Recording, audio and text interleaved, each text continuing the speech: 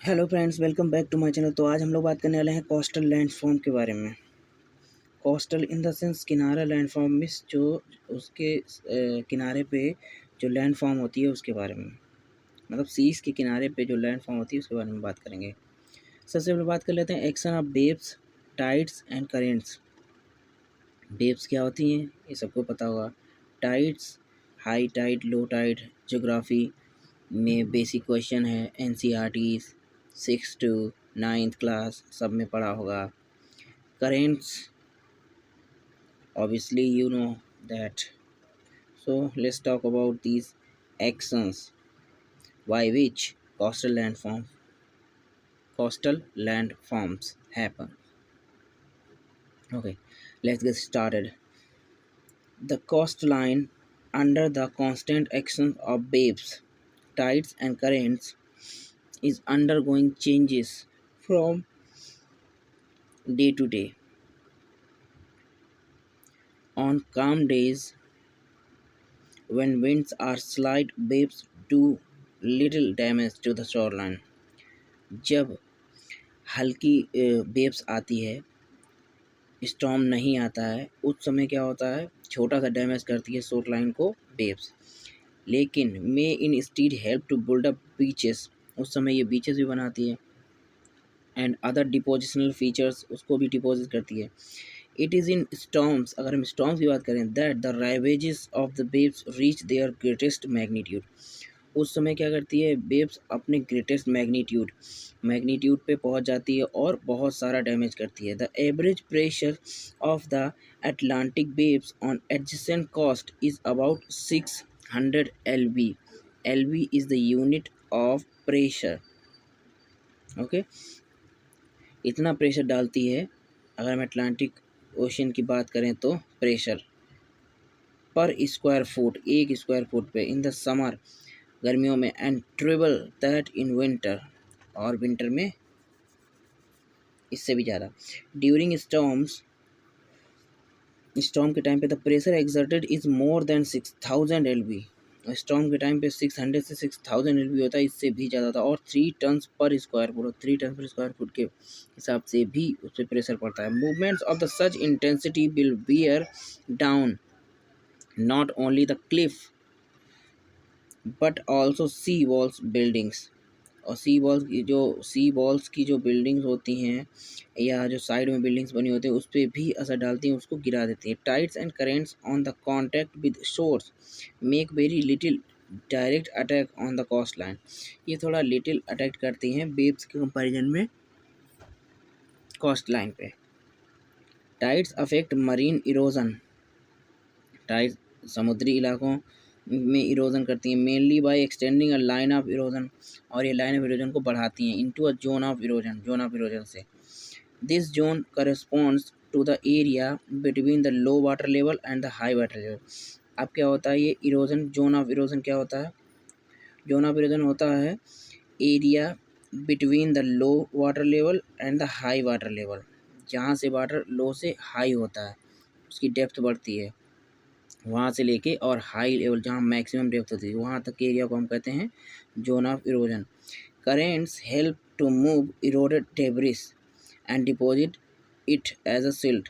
Current क्या करती हैं, जो इरोडेड डेब्रिस होते हैं उनको मूव करती हैं one place to another and deposit करती हैं as a silt, sand and gravel along the coast, और कोस्ट के साइड में करंट उसको करती हैं डिपॉजिट करती हैं।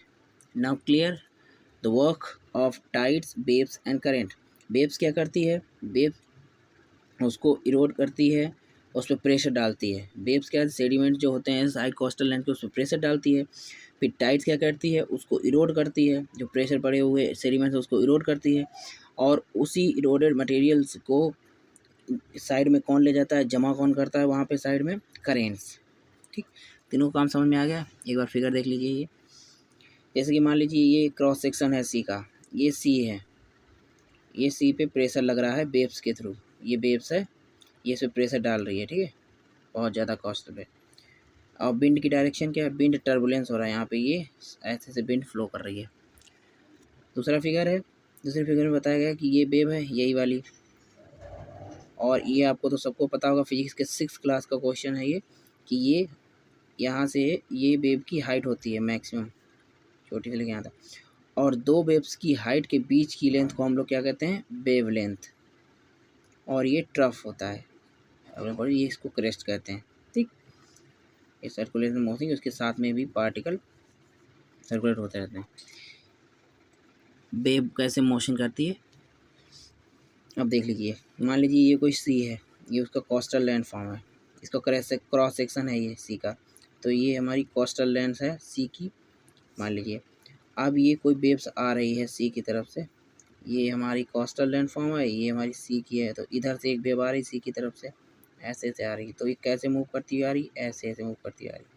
तो ये क्या करेगी, इधर बहुत तगड़ा प्रेशर डालेगी यहाँ पे कोस्टल लैंड फॉर्म पे, फिर ऐसे जाएगी, फिर ऐसे तगड़ा प्रेशर डालेगी, फिर ऐसे, और इसी प्रेशर की वजह से जो लूज हुए पार्टिकल, जो सेडिमेंट्स हैं इस कोस्टल लैंड फॉर्म के और इधर के कोस्टल लैंड फॉर्म जो लूज किए हुए हैं, वो क्या करते हैं, वो टाइड्स के थ्रू इरोड हो जाते हैं, फिर इरोड होते हैं, तो फिर ऐसे मूव करते रहते हैं। उसके बाद फिर करंट आती है, करंट क्या करती है, इसको डिपॉजिट कर देती है सिल्ट और सैंड को, जो इसके साथ वेव के साथ जाते हैं पार्टिकल सी में, उसको बाहर लाके फिर यहाँ पे डिपॉजिट कर देती है। तो ऐसे ऐसे करके क्या होता है, कोस्टल लैंड फॉर्म हो जाती है।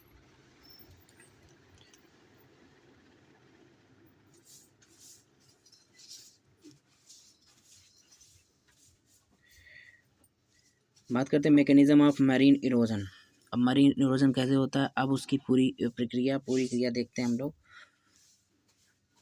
सबसे पहले the most powerful agents of marine erosion are waves. सबसे पावरफुल एजेंट्स कौन सा होता है मरीन इरोजन का, waves. Their origin is due to the sweeping of winds over the water surface. अब वाटर सरफेस के ऊपर से जब विंड स्वीप करती है, ऐसे करती हो जैसे कि ये वाटर टेबल है, मान लो, अब इसके ऊपर से विंड स्वीप करेगी ऐसे ऐसे ऐसे, या ऐसे ऐसे ऐसे, तो उसको हम लोग कहते हैं वेव्स का action. Their origin due to the sweep of winds over the water surface. इससे क्या होता है, वेव्स का जन्म होता है, which sets a series of undulating swells and surging forward.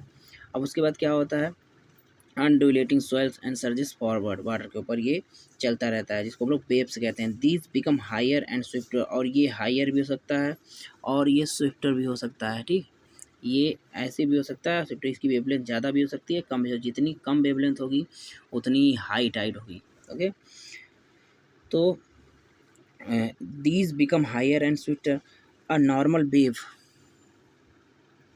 a normal wave in an open ocean, a normal wave in an open ocean may measure 20 feet high, a vertical height between the crest and the trough। जो कि मैंने आपको बताया, crest क्या होती है, wave length की ये छोटी होती है, ट्रफ क्या होता है, ये होता है यहाँ से यहाँ तक की हाइट, ठीक, between the crest and the trough, and 40 feet long wave length, और the horizontal distance between the crest and the another horizontal distance, इसको हम वेवलेंथ कहते हैं। During storm this is generally increase depending on the speed and duration of the winds. और storm के time पे ये बढ़ जाती है, ठीक है, वो डिपेंड करता है उसकी विंड की स्पीड और ड्यूरेशन, कितनी तेज़ी से स्टॉर्म आ रहा है। On the approaching shallow water near the shore, अगर हम शैलो वाटर की बात करें जो कि किनारों पे होता है, देयर स्पीड इज रिड्यूस्ड, उस समय क्या उस वहाँ पे वेव की स्पीड रिड्यूस हो रही है, and the waves are curved और refracted against the alignment of the coast. और कॉस्ट पे जो भी अलाइनमेंट होगा उससे टकरा के वेव क्या होगी, अपनी स्पीड स्लो करेगी और कर्व्ड हो जाएगी। Shallow water when it is less than height of the wave, अगर शैलो वाटर की हाइट वेव से कम है, वेवलेंथ से कम है, चेक देयर फॉरवर्ड मूवमेंट, और वह उसको फॉरवर्ड मूवमेंट कर देता है उसका। Crest curl over and break into the source in mass of foam and breakers. Crest क्या करता है, उसको फोम यानी कि एक झाग टाइप का उसमें कन्वर्ट कर देता है, ठीक है। The water that finally rushes up, rushes of the beach and hurls rock debris, और रॉक डेब्रिस को लूज करता है, against the land is term swash, जिसको हम लोग स्वेस कहते हैं। The water is sucked back and retreat as a back wash, और फिर से वापस जाता है, फिर से वापस आता है, ऐसे कि बैक वॉश की तरह। Another element is of shore drift is undertow which flows near the bottom away from the shore, shore किनारे से बहता है। This current exert a pulling effect, और ये करंट क्या करती है, पुलिंग इफेक्ट यानी इसको खींचती है, डेब्रिस को खींचती है सी की तरफ, which can be dangerous to sea bathers, जो कि बहुत खतरनाक होता है जो सी में नहाने वाले लोग होते हैं उनके लिए। फिगर 73 जो कि मैंने आपको पहले दिखा दिया है मोशन एक्शन उसका वेवलेंथ का, ठीक है। चलिए अब बात कर लेते हैं हम लोग marine agents of erosion. Marine agents of erosion operates in the following ways to transform the coastal landform. अब मरीन इरोजन के कुछ एजेंट्स होते हैं जिनके थ्रू कोस्टल लैंडफॉर्म फॉर्म होती है और उसको एक शेप मिलता है। नंबर 1 क्या होता है? कोरेजन। कोरेजन हम लोग पहले भी पढ़ चुके हैं लेकिन फिर भी देख लेते हैं। Waves are armed with rocks, debris of all sizes and shape charge against the base of the cliff. Waves क्या करती है? रॉक और डेब्रिस के साथ, किसी भी तरह के हों वो rock debris, base of the cliff पे चार्ज करती है and bear them back by corrosion, और उनको वापस ले जाती है अपने साथ बियर करके। ऑन कमिंग करेंट्स, और आने वाली currents and tides complete the work by sweeping and eroded material into the sea, और वेव्स उसको लूज करके चली जाती है और फिर आने वाली जो करंट और टाइड्स होती हैं वो क्या करती हैं? अपने साथ उसको बहा के ले जाती हैं, ठीक है, लूज किए हुए सेडिमेंट्स को जो कि किए गए हैं वेव्स के द्वारा। दूसरा एक्शन है attrition, the constantly moving waves that transport beach materials such as boulders, pebbles, shingle and fine sand also hurl these fragments against one another. अट्रीसन में क्या होता है? ये कोलिजन करते हैं, वेव्स जब आती है तो फिर ये जो पेबल्स बाउल्डर होते हैं अपने आप में आपस में मिलकर कोलिजन करने लगते हैं, जिससे वह घिसते हैं और कुछ पार्टिकल टूटते हैं until they are broken down अट्रीसन into very small pieces, और वह स्मॉल पीसेस में broken down हो जाते हैं। and the grinding and polishing of such fragment material against cliff faces and against each other is largely responsible for the fine sand which form the breaches that also so typical of seaside resort. और यही collision, यही अट्रीजन का process हमारे बीच को form करने में बहुत ज़्यादा हेल्प करता है और इसी से बीच फॉर्म्ड होते हैं जो कि छोटे छोटे सैंड पार्टिकल में ये बाउल्डर्स ये टूट जाते हैं। तीसरा हमारा हाइड्रोलिक एक्शन है। हाइड्रोलिक एक्शन क्या होता है? Feature in their forward surge waves splashing against the coast may enter joints and crevices in the rocks. अब इस सेक्शन में क्या होता है? वेव्स क्या एंटर कर जाती है रॉक्स के जॉइंट्स में और फिर वो उसको चौड़ा कर देती है और फिर वो फ्रेगमेंट्स में टूटते हैं। The air imprisoned inside is the immediately compressed, और वह कंप्रेस्ड करता है रॉक्स को। And when the waves retreat and the compressed air expand with explosive violence such action repeat again and again soon enlarge the cracks and rock fragments are prised apart. Hydraulic action का यही काम होता है कि waves rock के अंदर जाती है और उसके अंदर जो एयर होती है वो कंप्रेस्ड होती है, संकुचित होती है, और फिर क्या होता है? वो जो रॉक्स होते हैं वो फैलते हैं, जो फैलते हैं तो अचानक से फिर टूटते हैं तो फ्रेगमेंट्स बनते हैं और फिर वही फ्रेगमेंट करेंट और टाइड के थ्रू सी में चले जाते हैं और हमारे बीचेस का फिर करंट उनको बाहर स्मॉल करके बाहर उनको भेजती है, तो क्या होता है? बीचेस का फॉर्मेशन होता है। चौथा हमारा solvent action on limestone cost. अगर हम लाइमस्टोन कॉस्ट की बात करें जहाँ पे बहुत सारे लाइमस्टोन के कॉस्ट हैं या रॉक्स हैं, वहाँ पे अगर कोस्टल लैंडफॉर्म की बात करें तो the solvent action of sea water on calcium carbonate sets up chemical changes. और फिर क्या होगा कि उसी वाटर से क्या होगा? कैल्शियम कार्बोनेट के रॉक्स पे केमिकल चेंजेस होंगे in the rocks and disintegrate, और फिर वो छोटी छोटी लेयर्स में टूटेगा, ठीक। This process is limited to limestone coast. ये केवल लाइमस्टोन कॉस्ट के लिए सॉल्वेंट एक्शन लिमिटेड है। The rate of marine erosion depends on the nature of the rocks. अब इरोजन क्या इस पर भी डिपेंड करता है कि वह रॉक किस टाइप का है। अमाउंट ऑफ रॉक एक्सपोज, कितना रॉक अर्थ से बाहर निकला हुआ है, एक्सपोज्ड है बाहर, उसी को तो इरोड कर सकते हैं। To the sea and the effect of tides and current, और टाइड्स एंड करंट का इफेक्ट क्या है। Human interference in coast protection, और कॉस्ट प्रोटेक्शन में ह्यूमन का कितना रोल है। Other effects such as vulcanicity, glaciation, earth movement, organic accumulation अब ऑल्सो भी कंसीडर, इनको भी कंसीडर किया जा सकता है बाद में कोस्टल लैंडफॉर्म के। Coastal features of erosion. अब इरोजन जब होता है उसके क्या क्या फीचर्स होते हैं, क्या क्या फीचर्स यानी क्या क्या स्ट्रक्चर बनते हैं वो देख लेते हैं। Capes and bays on exposed coast, coast जो एक्सपोज्ड हुआ है, the continual action of waves on rock of the varying resistance causes to coast line to be eroded irregularly. अब क्या, जैसे कि ये सी का लेवल है, ये सी का किनारा है, ये बीच है, और यहाँ पे ये जो रॉक हैं अब वेव्स कॉन्टिन्यूसली यहाँ पे ऐसे लगती रहेगी, साइड में लगती रहेगी तो क्या होगा, ये रॉक कहीं कहीं से इरोड हो जाएंगे, कहीं कहीं से इरोड नहीं होंगे, तो ये एक अनड्यूलेटिंग स्ट्रक्चर बन जाएगा रॉक का। इधर इरोड हो गए, इधर बच गए, फिर इधर इरोड हो गए, उनकी साइड उनके नीचे फूड इरोड हो गया धीरे धीरे, तो क्या अनड्यूलेटिंग स्ट्रक्चर बन जाएगा। This is particularly pronounced where hard rocks, for example granite and limestone, occur in alternate bands with softer rocks, example sand to clay, and the softer rock are borne back to inlet, copes or bays, and the harder ones persist as headlands, promontories or caps. अब ये उस जगह पे ज़्यादा होता है जहाँ पे एक हार्ड रॉक होता है, एक सॉफ्ट रॉक होता है, और ये सीरीज़ में लगे होते हैं। ये हार्ड यानी मान लो सॉफ्ट रॉक लाइमस्टोन का है, हार्ड रॉक मान लो ग्रेनाइट का है, तो लाइमस्टोन वाला जल्दी वेव्स उसको क्या कहते हैं बियर अवे कर देगी, उसके सेडिमेंट्स को तोड़ देगी, और ग्रेनाइट को स्लो कर पाएगी। तो जो जल्दी तोड़ देगी तो वहाँ तरफ एक गड्ढा टाइप का बन जाएगा, और कम तोड़ेगी वहाँ पे एक थोड़ा ऊंचाई टाइप का रहेगा, थोड़ा बचा हुआ रहेगा। ठीक, along the Dorset coast of southern England, Swanage Bay and Durlston Head are example. Let's see the figure here.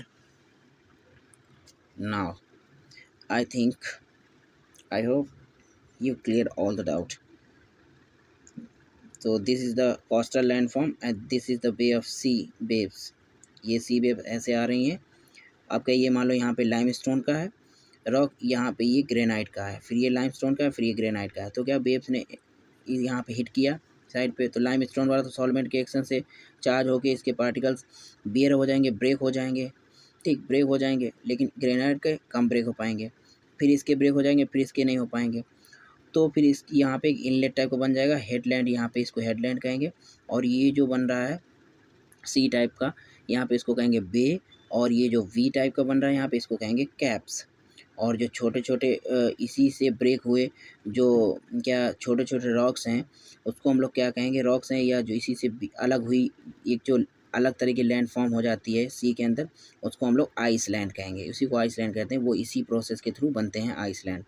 और ये इसलेट हैं जो छोटे छोटे माउंटेन्स या छोटे छोटे कह सकते हैं कि क्या कहते हैं रॉक टाइप के पड़े हुए होते हैं बीच से थोड़ी दूरी पर, उसको कहते हैं हम इसलेट। और ये जो समुद्र के अंदर चले जाते हैं बड़े बड़े टूट के, और वहाँ पे एक लैंड फॉर्म हो जाती है, तो उसको कहेंगे हम आइसलैंड। इसके बारे में हम लोग डिटेल में पढ़ेंगे बाद में, ठीक है, आइसलैंड के बारे में। दूसरा फीचर्स क्या है, दूसरा फीचर है cliff and wave cut platform. Generally, any very steep rock face adjoining the coast form a cliff. जो कॉस्ट से लगे होते हैं वो क्लिफ फॉर्म करते हैं। क्लिफ मतलब कि हैंगिंग टाइप का एक रॉक्स, ठीक है। The rate of recession will depends on it's geological structure, और इसकी जो लगातार घटने की जो क्या कहते हैं कारण होता है, वो इसके डिपेंड करता है इसके स्ट्रक्चर पे। That is stratification and jointing of the rocks and their resistance to wave attack, और वो वेव अटैक से कैसे खुद को रेजिस्ट करता है। If the beds dip seaward, और उसका अगर बेड सी बर्ड्स में डिप है, सी में डिप है, large block of rock will be dislodged and fall into the sea. The cliff will rise in a series of steps as shown in figure 75। देख लेते हैं भाई figure 75, and this is the figure. This is the continuous bed, hard rock soft rock, hard rock soft rock, hard rock soft rock, ये इसकी beds. ये सी है, अब ये सी की ओर डिप है इसकी, ठीक, और ये लैंड की तरफ वाली क्लिफ है, ठीक। तो इस ये जो हैंगिंग वाला है इसको कट करते रहते हैं, इस कट करते वेव, तो ये जो बन रही है ना ये कौन टाइप की, ये इसी को हम लगते हैं क्लिफ, ठीक, इसी को हम लोग क्लिफ कहते हैं।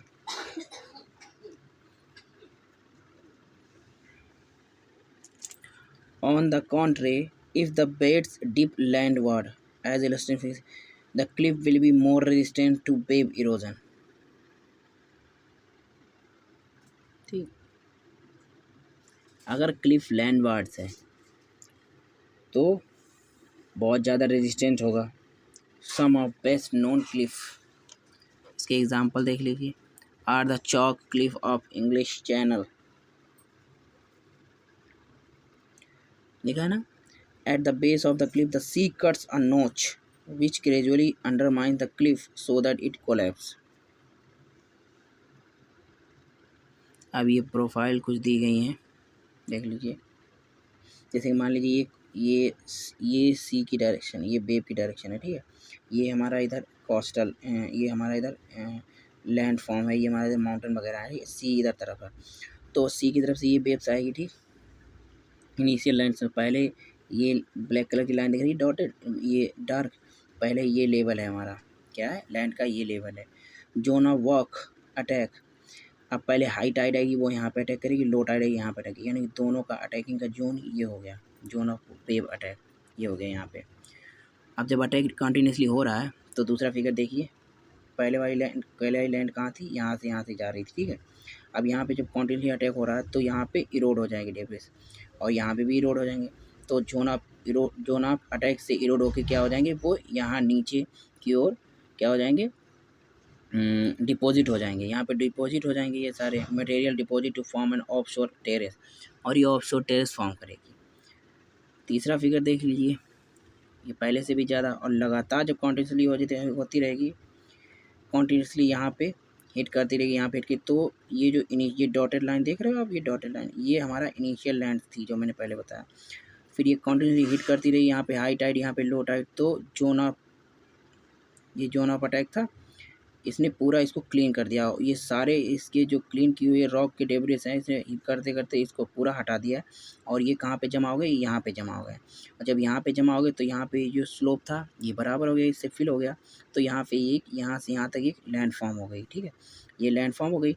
और जो ये टीला टाइप का ये बचा है, इसी को हम लोग कहते हैं क्लिफ, जो कि अभी हमने पढ़ा, इसी को कहते हैं Cliff, Cliff with undercut base, उसका बेस कटा हुआ, ठीक है।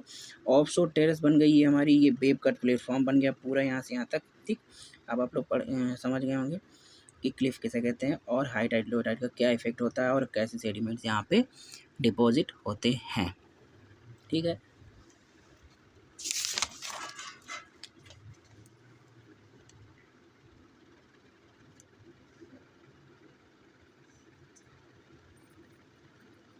इसके आगे का हम लोग नेक्स्ट वीडियो में देखेंगे। आज के लिए इतना ही, तब तक के लिए थैंक यू, धन्यवाद। Please like share and subscribe my channel. Thank you so much.